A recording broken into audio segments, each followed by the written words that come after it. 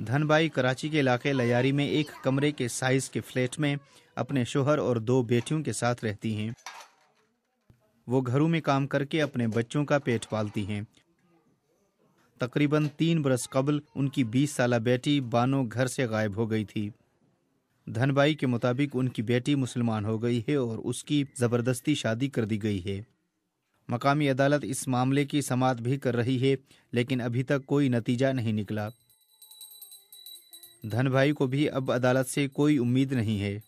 हम इतना अरसा गुजर दिया, अभी हमारी में हिम्मत नहीं है जो हम कोर्ट के चक्कर काटते। हम बोलते भले है ना हमारा केस खत्म हो जाए, हम बहुत दुखी है।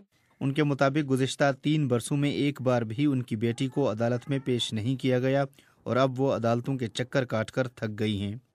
उनको अपनी 2 और बेटियों के बारे में तशवीश है कि कहीं उनको भी कोई घर से भगा कर न ले जाए, इसलिए वो उन्हें अब घर से भी नहीं निकलने देती। तो इतना हुए हो गए कि हमारा अभी केस टूट जावे, हम तो कहीं दूर चले जावे, इतना हमको हो गया है। अभी डर लगता है, खौफ लगता है इस माहौल से कि ये अब हिंदुओं का हमारा तो कोई सुनता नहीं है बेटा। अब हिंदू हमें ना हिंदू बन के कोई गुनाह नहीं किया है।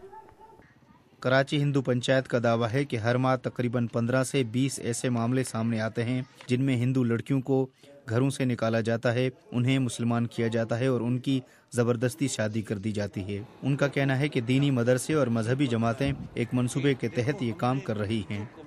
भगाई जाती है, किडनैपिंग का केस होता है, घर से निकाल के मदरसे पहुंचा देते हैं, खड़े खड़े 2 दिन के बाद उसको मिल जाता है कन्वर्शन का सर्टिफिकेट। मदरसों का पार्ट बहुत इन्वॉल्व है, इतना इन्वॉल्व है कि हम समझते हैं कि गवर्नमेंट की हुई कोशिश भी वहाँ ज़ीरो हो जाती है।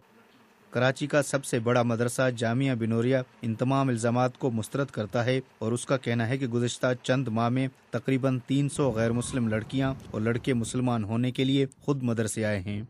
हम कभी भी किसी हिंदू हो, क्रिश्चन हो या किसी भी मज़हब से ताल्लुक़ रखती हो, हम इस इदारे से बाहर ना किसी को लेने गए और ना हमारा कोई फ़र्ज जाता है।